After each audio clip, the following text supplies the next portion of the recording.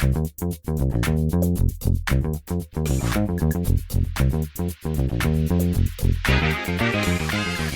is going on, everybody? 'Tis I, the enigma of the gun airwaves, Miyanovich, welcoming you to Season 3 of the Liberal Gun Owners Lens podcast, where unprecedented perspectives are packed into the cargo hold for the LGO Lens spaceship Voyagio. That's fucking Italian. Don't believe that evolution is possible with guns and public safety in America? It's already happening, y'all. Minds are evolving. Think guns versus public safety is the only game in town, do ya? Think culture war is the big boss, do ya? Then keep your ass in the past. Everyone else, all aboard!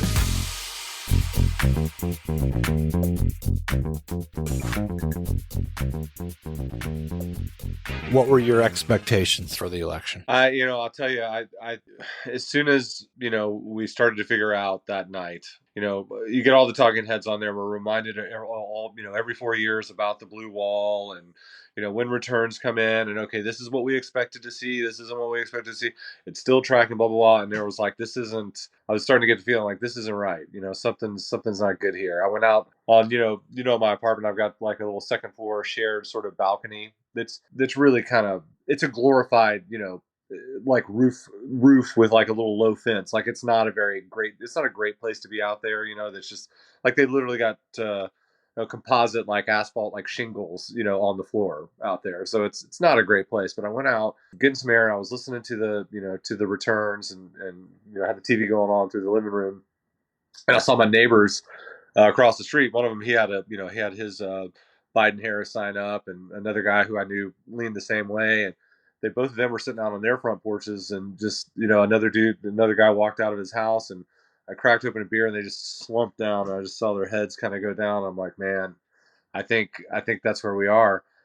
And to make this long story longer, when I got, of course, was digesting social media, primarily Twitter. I won't call it X, but in any case, everyone was saying, well, this time I wasn't, I was shocked and I was saddened, or the first time I was shocked and surprised and sad, but now I'm not, now I'm angry and we're going to organize, we're going to get this done. I was still shocked and sad, and I'm like, I cannot believe this happened again. That this is really where we are as an electorate, as a republic, as a society. We're in that thought exercise of where would you rather live in the Roman Empire in its ascendancy, its peak or its decline. Like we have seen those. Or at least the decline, and we're on that side of the curve now. And I really thought collective sanity was coming back. I'm still dumbfounded in some ways. I don't think it's pure racism. I don't think it's pure misogyny. I think that there's clearly some strains in there, but there's something off with us right now where we're thinking and how we're processing. And maybe it's still from 2020. I don't know. Maybe it's still from COVID. There's definitely a gap between perception and reality, I would say, right now. And most definitely the effects of the digital reality and our primitive brains and information and the way that we use our brains and use shortcuts or heuristics inside of our brains to register information, to prioritize information that makes us feel good, comfort, confidence. Guilty. I do it. I absolutely slip into it too. Yeah. And we see more threat when we look into the screen. We see more threat than is good for the Homo sapien cognitive capacity. We see so much of it and it collects so much inside of our brain. It distorts us and we go more primitive than maybe ever. I don't want to go too deep into evolution and anthropology and things like that, but our cognitive system was evolved when we had 25, 50, 100 humans that we interacted with, not the world all at once. And I think the distortions that we're seeing are, at least in part, caused by that discrepancy between what we're psychologically capable of and what the digital world is doing to us, and purposefully what the media companies and content companies are tweaking us to see and prioritize. And as long as we have this shit going on, I don't see how it does get better. Like, we're not fully being controlled, but heavily influenced. Sorry, go ahead, Josh. No, I didn't mean to interrupt you. Yeah. I was just going to say, my mentality was one of rationale. And that is, we're like almost a decade into MAGA, and it looks worse than it did in the beginning. It looks stupider as fuck. It looks stupid as fuck now. They've quadrupled down on the idiocy. I mean, it is idiocracy made real. It's impenetrable. There is no way that comms checks. It's not going to get through. The message is not going to resonate. The rationality. I thought I heard you start to say. I'm like, here, just the base levels of rationality and understanding on how government works, how laws work, how our country works would say this man is dangerous. He should be nowhere near the levers of power. But it's back to that primitive caveman brain that says, oh, everybody's coming for me, they're attacking me, and this big strong guy is going to make me safe. Even though I clearly can see him and know that he's a fake, they have to know that, but they still, it's like him and Elon putting all those AI pictures of them like as gladiators, and like, ha, look at me, like they really, you see that enough. It's like girls. I mean, you tell the lie enough, and people, tell a big enough lie, and people believe it, or whatever the quote was. It's so cyclical. It's happened time and time again, and it's here right in front of our faces, and we still can't do anything about it. We have a psychological weakness to the big man, and that's I did an episode a couple months ago of this part of the law pillar that is coming out next year. And there's a paper where are they sociologists or anthropologists? Their names are Peoples and Marlowe. That's the name of the scholars. Yeah. And, they outline why it is that we react to rules and laws and the people that are in charge the way that we do. And it's basically a paper about the roots of religion, right? And in the pastoral reality, when we first became pastoralists and then on to agriculture, once we left hunter-gatherer, so if you're a pastoralist, you go from like kind of roving around with your band of 20 to having hundreds of people in your group, and you have herds, and you're all moving out kind of in different directions, but you have a center. This is our center, but we're going to take our herds to graze out this way hundreds of miles, or this way tens of miles. When you start to do that, you have a management issue. You have to keep everybody spreading out, and the more people spread out, the more they start getting their own ideas. And that fucks your group over. It fucks your pastoral tribe over. So you need a better mechanism, because the normal, I'm the chief and I'm in charge, doesn't work over hundreds of miles or 50 miles. So you need to start to have something that's bigger. It just so happens we were starting to wrestle with religion at the time. We're trying to answer the big question. Where is all this coming from? What's our place in the world? Pastoralists essentially figured out that if you have an invisible agent above the big man, the chief, and that invisible agent has laws, and then the chief has laws that are in congruence with the invisible agent, that it works for management. And the groups that have that structure end up being successful because the management scheme works. The people that don't have that, their management scheme falls apart. So they fall apart. And so I'm not saying there is no God. I'm not saying don't pursue God. I'm not saying don't pursue the truth. Right. What I'm saying is that it's likely, based upon the Peoples and Marlowe paper, I think it's one of the best theories I've ever come across, that societally and culturally, humans are susceptible to this scheme, because in the big man Sky Dad scheme, you cannot get to Sky Dad unless you go through Big Man. Right. Big Man has special relationship with Sky Dad, and only he can do that. And so you have to have deep down some overwhelming capacity to submit and to be pleased by and to seek the favor of Big Man, because you probably won't survive unless you do have that in the ancient cultural schemes that set up our society, essentially feed the way that we are right now. So this is what helps me to understand how is it that you can have such a fucking ass clown of a big man, quote unquote, and how can people fall for that unless it's already baked in somewhere inside of them and facts have nothing to do with it. It's just genetic memory. It's just ground in. Yeah, it's probably more epigenetic cultural. It's a long discussion, but at some point, genes kind of don't matter when you have continuous culture. Right. What continuous culture is like a DNA itself. Right. So you just keep going from the pastoral reality into agriculture, into industrial, into the modern society. And then we definitely have psychological patterns from that kind of feed off of our DNA, but they're not exactly coming from the DNA. So we definitely have this big man sky dad thing going on with Trump. And of course, the people that support him are heavily religious, many of them, so much so that they don't even care that he's the most irreligious, non-religious person possible. And that's almost, to me, that I've thought about that. That's almost more scary because now you've got this toxic white Christian nationalism, that has always been there. Let's not pretend like this is something new. It isn't. It just, we didn't say the quiet part out loud. And he said the quiet part out loud, and they all said, oh, cool, this is my guy. I will do whatever, because they've always been let down. Reagan didn't do it enough. Nixon didn't do it enough.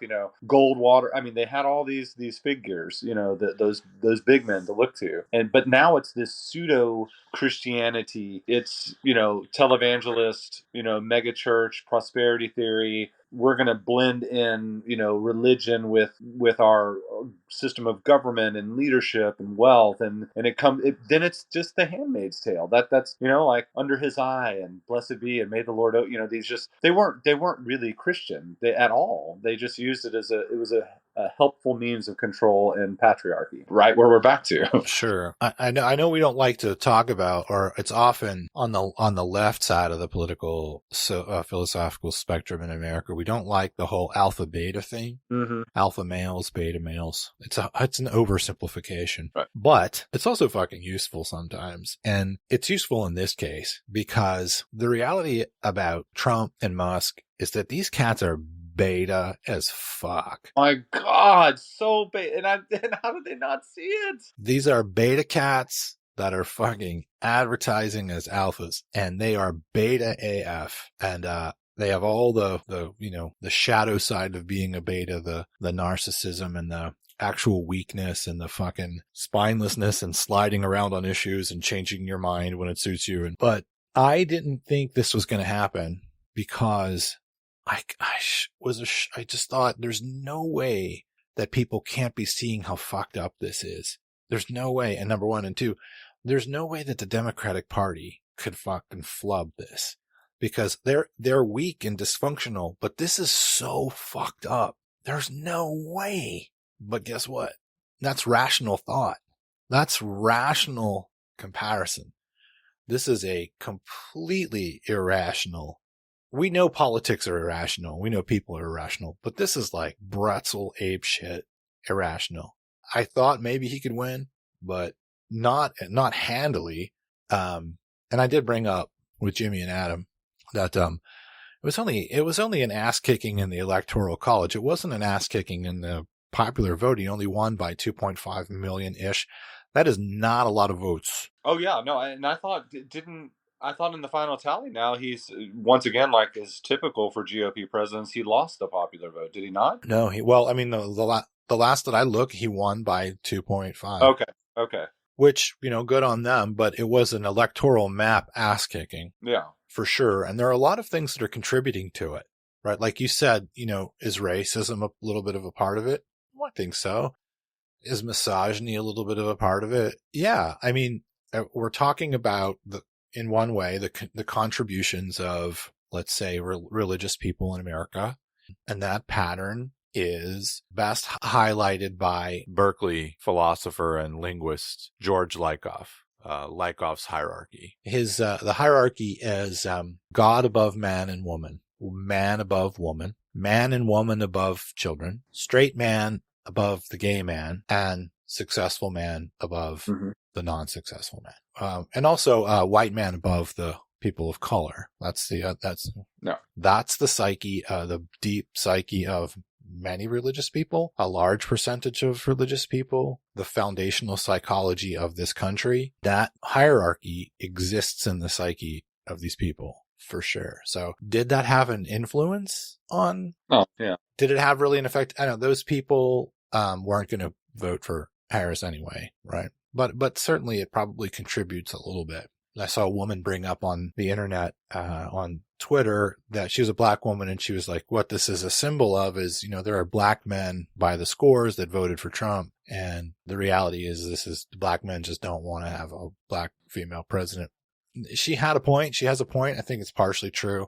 Probably not a major factor there. Not enough to swing these states. No, not at all. Not even. So there are certainly different factors, but the factor that Jimmy and I and Adam were talking about, number one, is that people are just not politically savvy. They simply do not understand that Trump is a danger. They see this all as some kind of a reality show now. They don't understand that the man is a danger. The first thing was not having any kind of a message for Americans that are in the center of the reality.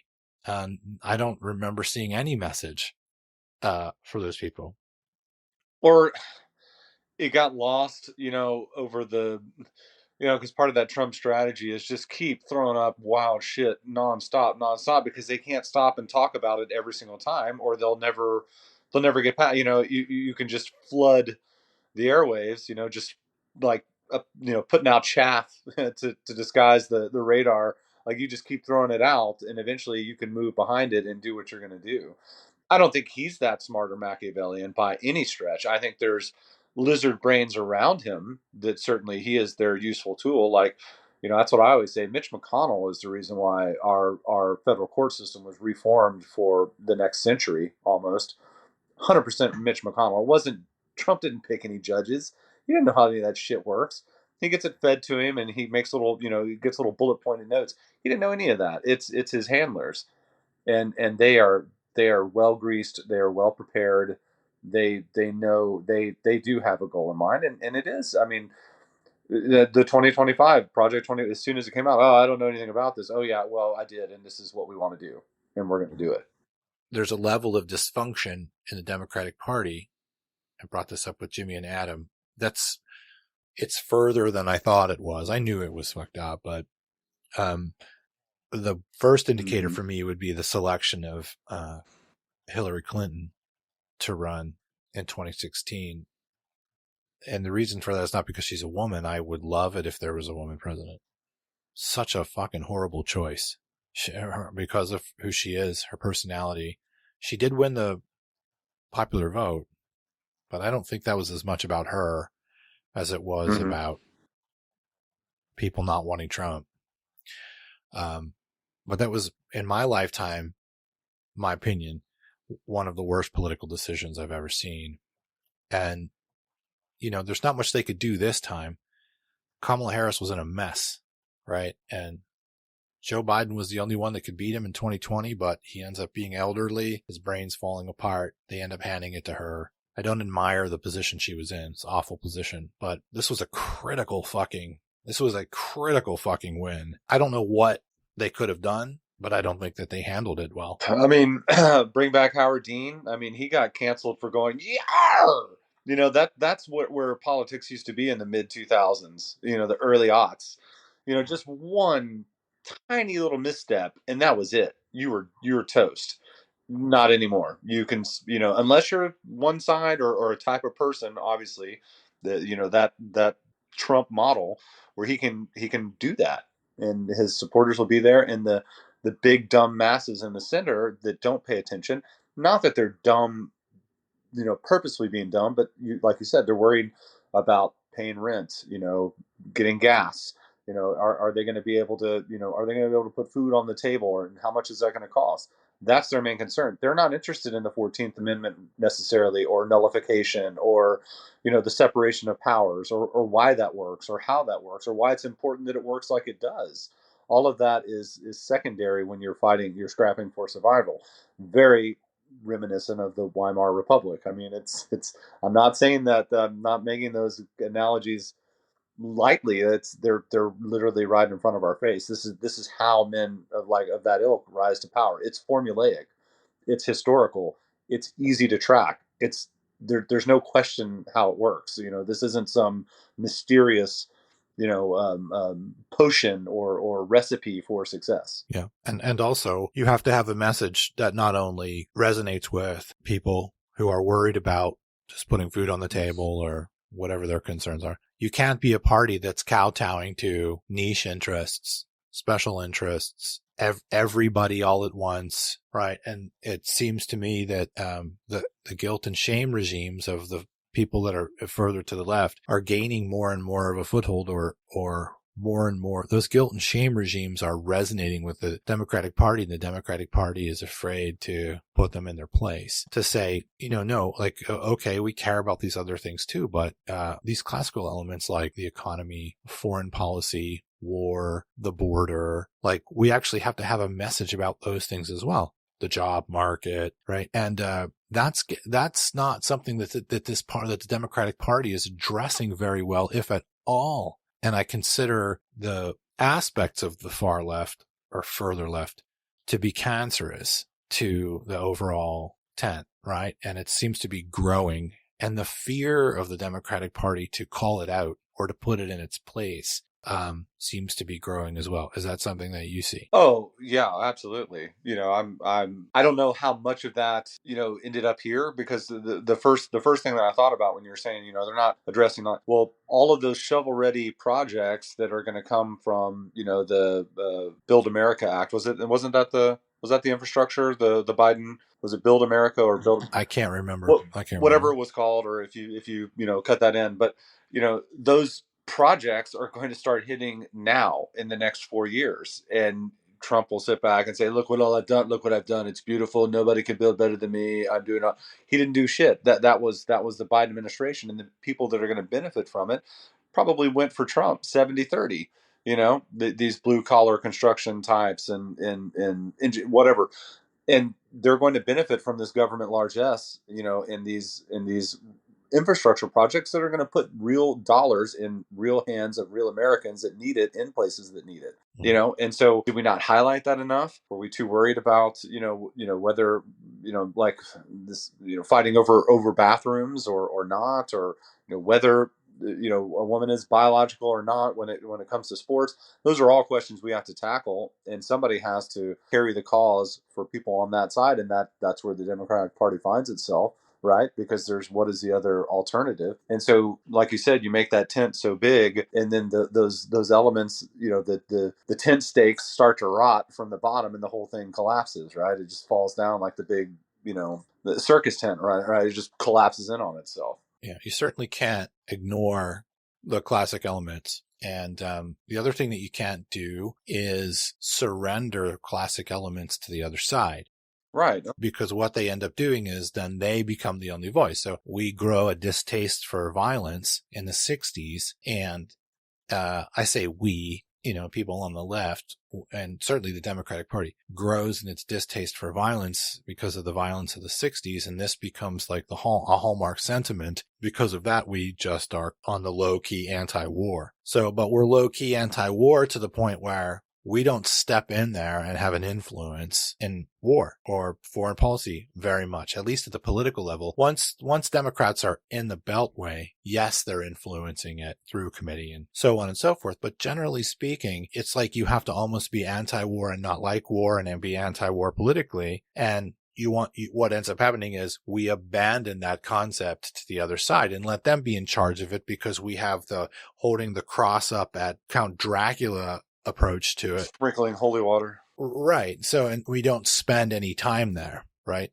Even though that's entirely vital for an advancing country to have that. And you need democratic voices and a democratic hand inside of that. But we essentially politically abandon that. The same thing with the financial reality. The same thing with economics. The same thing with Wall Street. Politically, first and foremost, whether you like it or not, it's critical to economic operation.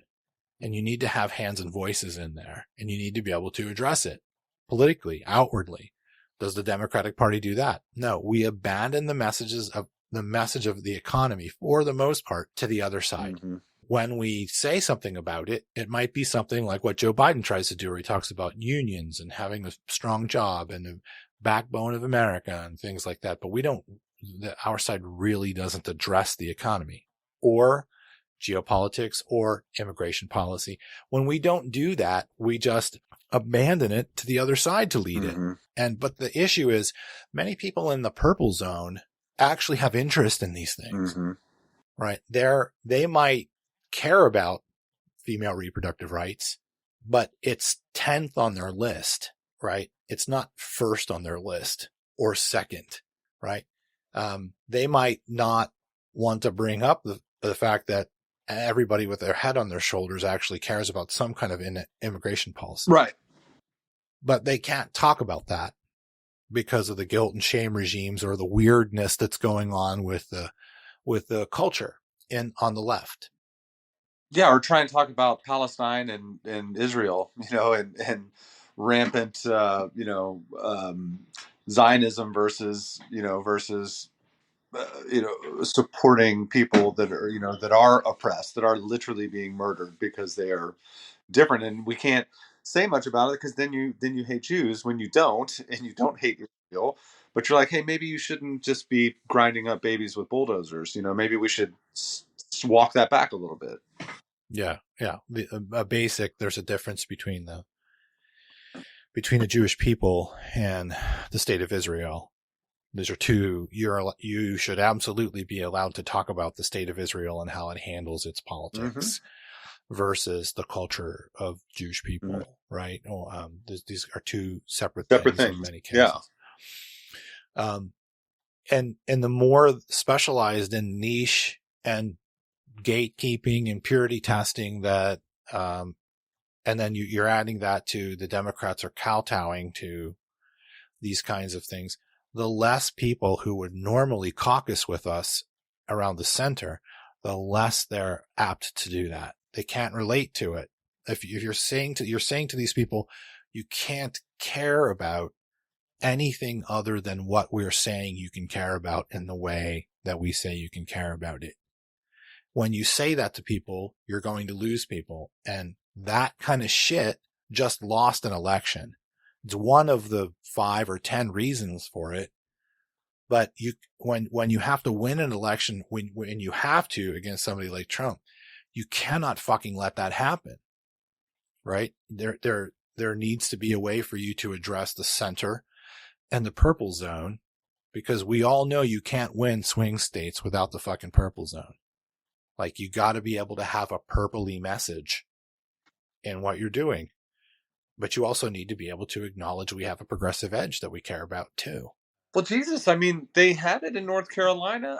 Every single state seat, went to a Democrat, right? They split these tickets up and then it broke for Trump. That's just so weird. So strange. That almost makes me want to jump into those conspiracy waters with all the the truthers from the last election. It's just, what the fuck happened? Yeah, I'm not even allowing myself to go there. I'm trying to. I'm not either. I don't want to swim in those waters at all. You said to me the last time we talked, you were like, I'm more like a libertarian. Yeah. And I talked with Adam and Jimmy about what I see happening, which is people, but mostly men, are getting fed up with what they perceive as liberalism, which I don't think is liberalism. Yeah. I think it's highly illiberal. Yeah. But they're getting fed up not by a vector that's like, well, the old boys club needs to go away. Most good men that I know believe the old boys club needs to go away. But this cancerous purity test gatekeeping shit that disallows people to have a prioritized list of values that doesn't match what the cancer wants.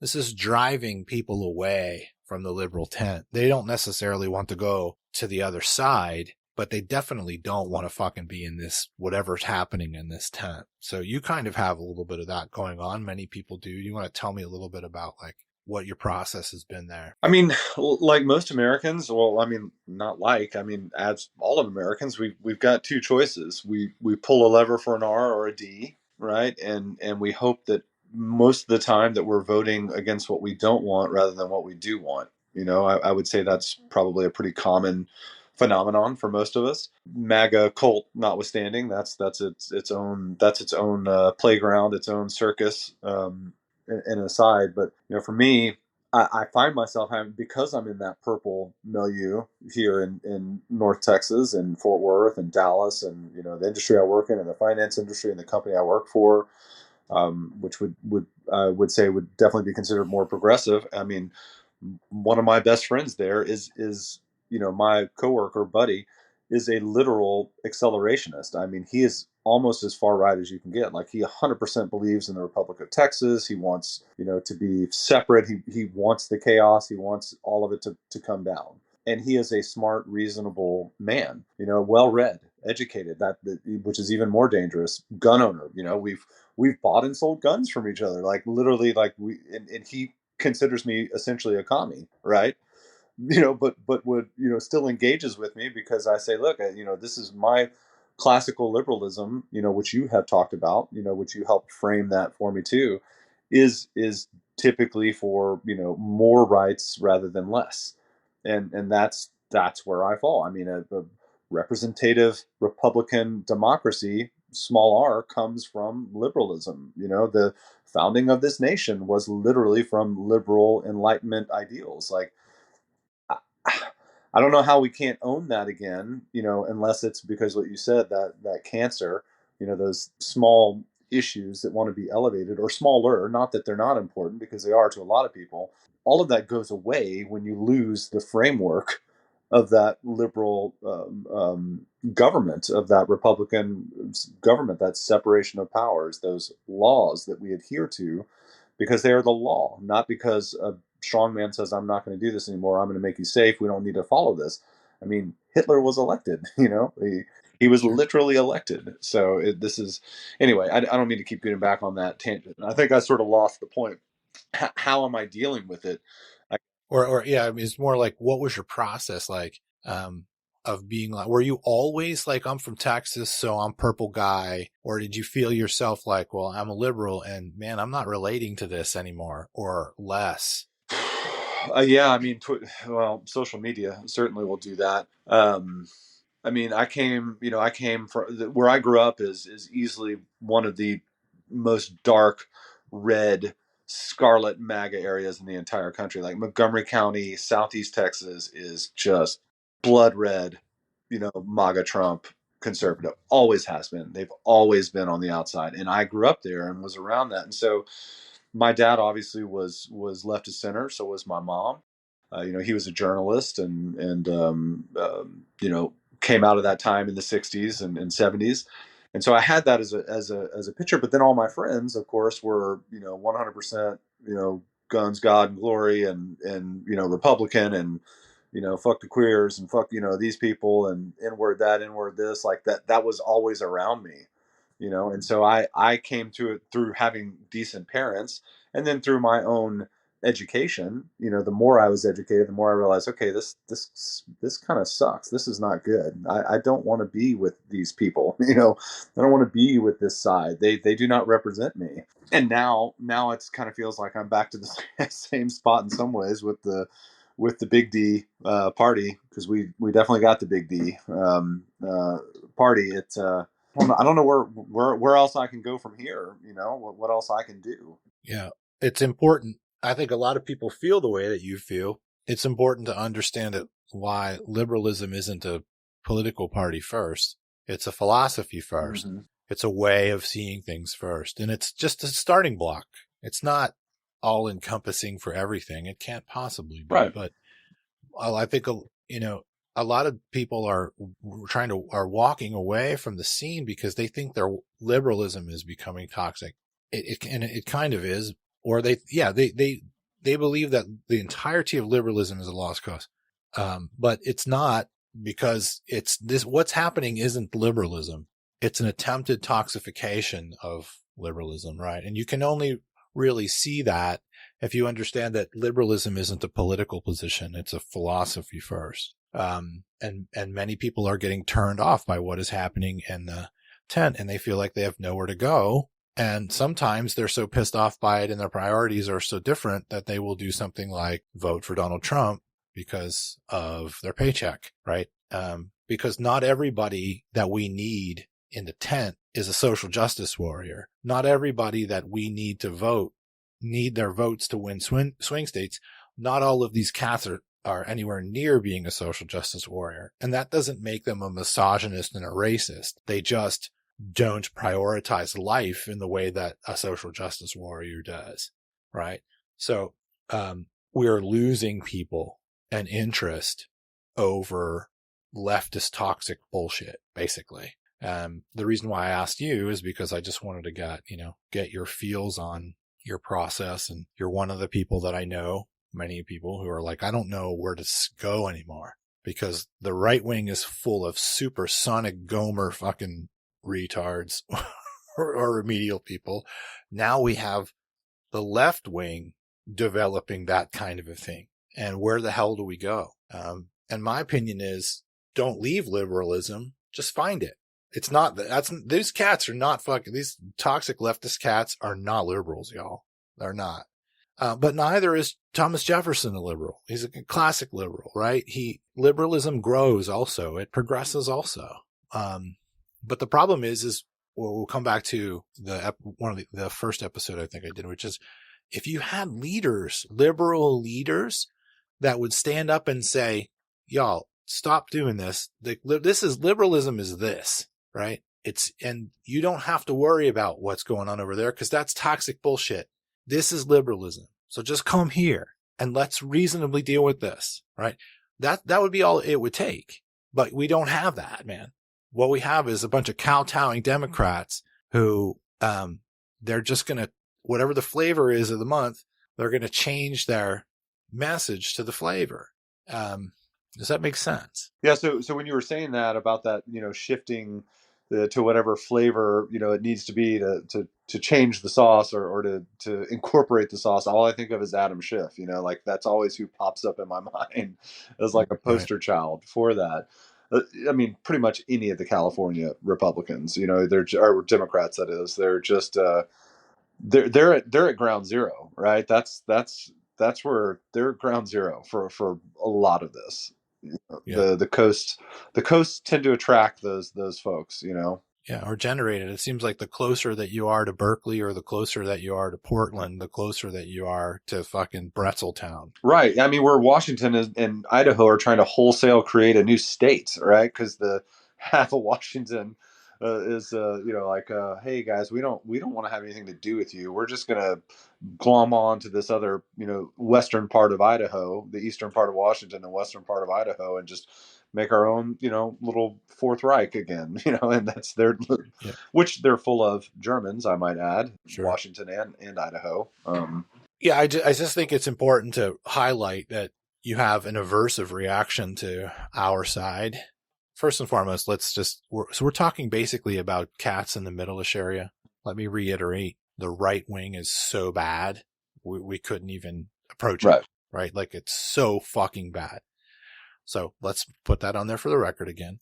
Well, the other thing that's happening is people in the center are like holding up. The right wing is not really for me. The left wing is also now not really for me, but this left wing thing is starting to become so potent. I really can't be around it, or I really don't want to get with it. Mm-hmm. This is the area that wins elections. 100%. That's if we were talking about something else, then I would have a different prioritization of who we were talking about. These are the people that win elections in critical places. And they're not kowtowing. These are not people that are reinforcing the worst version of misogyny and white male patriarchy. They're just everyday fucking people. Mm-hmm. If they are participating in implicit racism, it's not much more than you and I and a social justice warrior. When we use the asphalt, we're all fucking participating in implicit racism, right? If we're here doing shit and spending money and being involved in companies and there's implicit racism happening in all of this stuff. We're doing the best that we can. But the idea that the social justice warrior is not contributing to implicit racism, but the kind of centrist guy in North Carolina who doesn't really know where to put his votes and he's worried about his paycheck, somehow he's the problem. Yeah. He's the fucking problem. But the social justice warrior is also buying gas and using asphalt. It's not like they're that far apart in terms of this through the lens of winning an election like this, right? So you simply cannot have these kind of fucking mentalities in your 10 and win, right?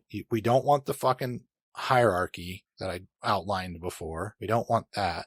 We don't want the old boys club, right? But we also don't want people that are like staring over our shoulder for every single fucking thing we say and we do, waiting to point out that we're a misogynist or a fucking racist. Like, we can't live like that either. No, that makes me think of that. I think I said this last time. It makes me think of Carlin. You know, like what he would be able to say. You know, in this reality. You know how he would react. I mean, he already saw the writing on the wall. You know, he had alluded to it in interviews and in his comedy. But like, yeah, I mean, everything is if you're not. If you're not using the double speak correctly, and you haven't properly signaled, then yeah, you're outcast. I just had a phone conversation with Hillel like 3 weeks ago, and he was like, we were talking about the same thing, language policing, and he was like, we knew this was going to happen. We warned ourselves of this with free speech and policing language, and we knew that this was going to happen. And it is the language policing and the toxic aspect of social justice warriorship, which is, look, there's good social justice warriorship. It's vital. Absolutely. I 100% believe that. I'm so glad that we have it. But there's a toxic aspect of it now. Just fucking contributed to us losing an election. This is why you can't do shit like that. This is why you can't let people use the guise of fighting for the little person as their fucking license to come into the tent. And then they just start stabbing everybody in the back and forming circular firing squads. You cannot have that. And I'm not sure if the world has ever seen this before.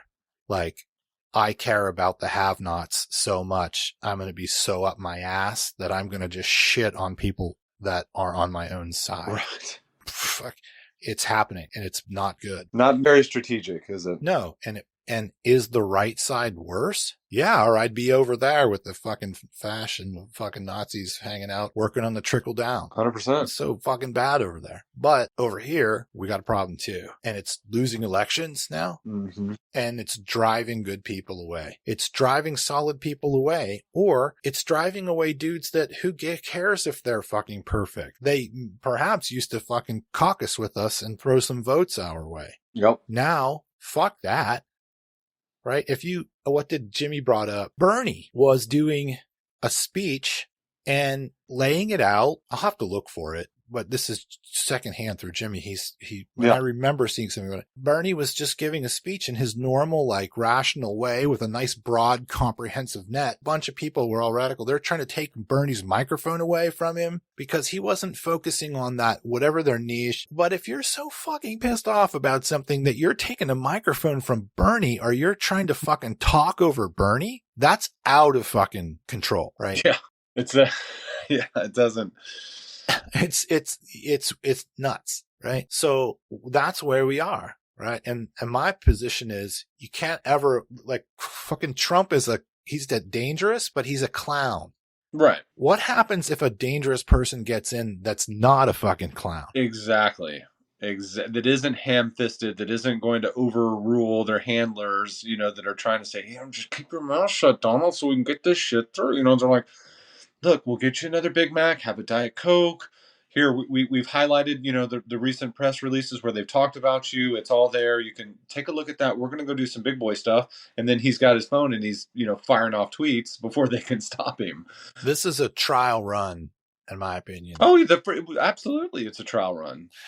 And if we're not capable of stopping Donald Trump, all of the shit that people talk about with the fash and fascism and all of that, it's quite possible. Not quite exactly in the way that it's manifested itself in our past, but The Democratic Party has to be able to stop this kind of a thing politically. Mm-hmm. I mean, we all do, but you can't do that without strong leaders, charismatic, attractive leadership, and a party that doesn't kowtow to the far edge, and a party that doesn't drive away people in the purple zone. You simply must have a foot in the purple zone and on the far edge. You need to be able to talk to both groups. Code switch. Yeah, we've talked about that. You got to code switch. You got to be able to talk. I mean, look at Appalachia, right? I mean, that was as dark blue as you could get, you know, filled with people that you know, benefited from government in their lives, helping them, unions, you know. That's where are they now, right? They feel completely left behind.